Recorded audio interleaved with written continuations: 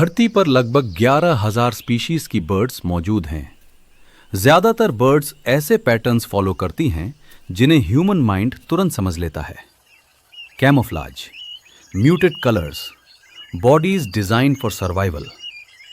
लेकिन दुनिया के कुछ आइसोलेटेड फॉरेस्ट्स और माउंटेन्स में ऐसी बर्ड्स भी मौजूद हैं जो नेचर के रूल से बाहर की चीज लगती हैं। इम्पॉसिबल कलर्स, मेटालिक फीदर्स, ऐसी टेल्स जो उनके अपने शरीर से भी लंबी हैं, और मूवमेंट्स इतने प्रिसिस कि वे सर्वाइवल नहीं, परफॉर्मेंस जैसे महसूस होते हैं। कुछ बर्ड्स को देखकर ऐसा लगता है मानो इवोल्यूशन ने इमेजिनेशन को रियलिटी में बदल दिया हो। और सबसे अनसेटलिंग बात, ये सभी रियल हैं, क्योंकि नेचर में ब्यूटी कभी एक्सीडेंटल नहीं होती। उसकी एक कीमत होती है, विजिबिलिटी, रिस्क, सर्वाइवल। ये बर्ड्स ब्यूटीफुल दिखने के लिए नहीं इवॉल्व हुए। उन्होंने ब्रूटल इकोसिस्टम्स के भीतर खुद को शेप किया, जहां दिख जाना भी डेंजर बन सकता है। आज रात हम दुनिया के सबसे ब्यूटीफुल बर्ड्स की जर्नी पर चलेंगे, और जैसे जैसे हम डीपर जाएंगे, इवोल्यूशन और भी स्ट्रेंज लगने लगेगा। न्यू गिनी के पास मौजूद आइसोलेटेड आइलैंड्स के घने फॉरेस्ट में, जहां सनलाइट मुश्किल से जमीन तक पहुंचती है, वहां एक ऐसा बर्ड रहता है जो ऑलमोस्ट अनरियल लगता है। Wilson bird of paradise. इसके कलर्स इतने एक्सट्रीम हैं कि पहली नजर में डिजिटली एडिटेड महसूस होते हैं। Crimson red body, electric blue feet, curved violet tail, और सिर पर फेदर्स की जगह दिखाई देती चमकती टर्क्वाइज स्किन।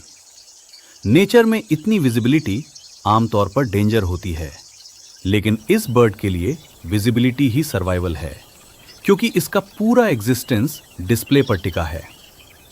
मेट अट्रैक्ट करने से पहले मेल फॉरेस्ट फ्लोर को साफ करता है, लीव्स हटाता है, ट्विग्स हटाता है, जैसे कोई स्टेज तैयार कर रहा हो। फिर शुरू होता है डांस। हर मूवमेंट प्रिसाइज, हर एंगल कैलकुलेटेड। ऐसा लगता है मानो बर्ड नहीं, एक लिविंग परफॉर्मेंस चल रही हो। साइंटिस्ट ने पाया कि बर्ड्स ऑफ पैराडाइज इतनी तेजी से सेक्सुअल सिलेक्शन के जरिए इवॉल्व हुए कि उनकी ब्यूटी उनकी प्रैक्टिकलिटी से आगे निकल गई। जितने ब्राइट कलर्स उतना ज्यादा रिस्क, जितना कॉम्प्लेक्स डिस्प्ले उतनी फ्रेजाइल सर्वाइवल। और शायद इसी वजह से ये बर्ड्स सिर्फ आइसोलेटेड इकोसिस्टम्स में सरवाइव कर पाएं। ऐसी हिडन इवोल्यूशनरी थिएटर्स जहां नेचर बिना इंटरप्शन के एक्सपेरिमेंट करती रही, और कभी-कभी वो एक्सपेरिमेंट्स इतने एक्सट्रीम हो जाते हैं कि बायोलॉजी भी अनरियल लगने लगती है।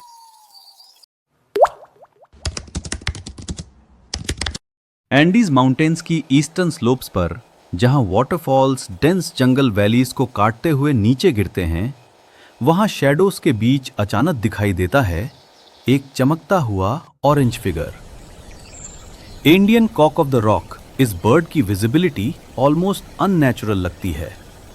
Bright orange feathers, black wings, और आंखों को आधा छिपा देने वाली जायंट क्रेस्ट। ये कैमोफ्लाज जैसा नहीं लगता, बल्कि वार्निंग सिग्नल जैसा लगता है, और शायद यही इसका पर्पस है। मेटिंग सीजन के दौरान कई मेल्स एक साथ इकट्ठा होते हैं, जंगल के भीतर बने डिस्प्ले ग्राउंड्स में। फिर शुरू होता है chaos, calls, leaps, wing displaced, loud territorial performances. पूरी वैली इको से भर जाती है। प्रेडेटर्स आसानी से इन्हें सुन सकते हैं। फिर भी ये बर्ड्स खुद को छिपाने की कोशिश नहीं करते, क्योंकि कुछ इकोसिस्टम्स में नोटिस्ड होना हिडन रहने से ज्यादा इंपॉर्टेंट बन जाता है। लेकिन इस स्ट्रैटेजी की एक कीमत भी है। जितनी ज्यादा स्पेशलाइजेशन, उतनी ज्यादा डिपेंडेंस। इनके कॉल्स को डेंस रेन फॉरेस्ट अकूस्टिक्स की जरूरत होती है। डिस्प्लेस के लिए सही कैनोपी लाइटिंग चाहिए। थोड़ी सी डिफॉरेस्टेशन भी साउंड ट्रांसमिशन बदल देती है। मेटिंग बिहेवियर डिस्टर्ब हो जाता है और पूरा सिस्टम फ्रेजाइल बनने लगता है, क्योंकि नेचर में स्पेक्टिकल पर बने सिस्टम्स हमेशा स्टेबल नहीं रहते।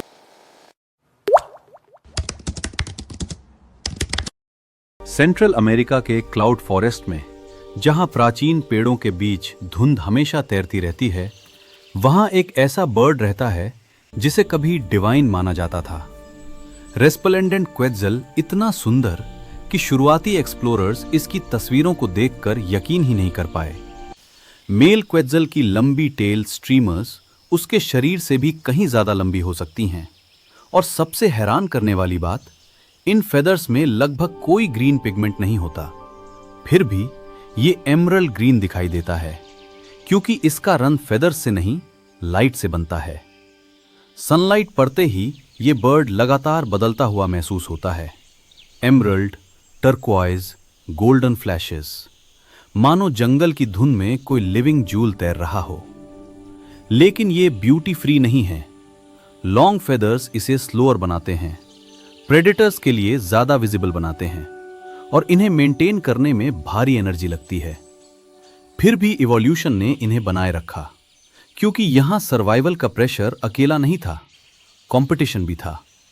जनरेशंस तक फीमेल्स ने सबसे ब्यूटीफुल मेल्स को चूज किया, और धीरे धीरे ब्यूटी खुद एक इवोल्यूशनरी एडवांटेज बन गई।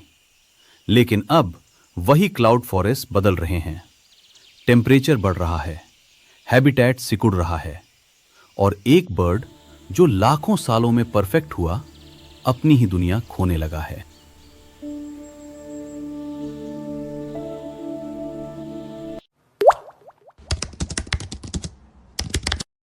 सब सहारन अफ्रीका की सवेनस और खुले जंगलों में पेड़ों के बीच कभी कभी एक अजीब चमक दिखाई देती है, जैसे किसी ने हवा में रंग की चमक छोड़ दी हो। वो है वायलेट बैक्ड स्टारलिंग। पहली नजर में मेल बर्ड साधारण लगता है, कभी डार्क, कभी लगभग ब्लैक। लेकिन जैसे ही एंगल बदलता है, उसके फेदर्स अचानक मेटालिक वायलेट रोशनी में बदल जाते हैं। और सबसे स्ट्रेंज बात, ये कलर वास्तव में पर्पल नहीं है। कोई पिगमेंट नहीं, कोई रंग नहीं। ये बनता है लाइट से। फेदर्स की माइक्रोस्कोपिक स्ट्रक्चर लाइट को अलग अलग तरीके से रिफ्लेक्ट करती है, इसलिए बर्ड का कलर स्टेबल नहीं रहता। हर मूवमेंट के साथ उसका अपीयरेंस बदलता रहता है, कभी डार्क, कभी चमकदार, कभी लगभग अनरियल। और यही इल्यूजन इसकी स्ट्रेंथ बन जाती है। फीमेल्स के लिए ये ब्यूटी नहीं, क्वालिटी सिग्नल है। जितना परफेक्ट रिफ्लेक्शन, उतना हेल्दी बर्ड। लेकिन इस अपीयरेंस को मेंटेन करना आसान नहीं। फेदर्स लगातार रिपेयर करने पड़ते हैं, प्रीनिंग करनी पड़ती है, क्योंकि जैसे ही स्ट्रक्चर खराब होती है, पूरी चमक गायब हो जाती है। और शायद सबसे इंटरेस्टिंग बात, ये कलर्स केमिस्ट्री से कम, फिजिक्स से ज्यादा बने हैं। मतलब इस बर्ड ने सिर्फ रंग नहीं इवॉल्व किए, इसने लाइट को ही अपने शरीर का हिस्सा बना लिया।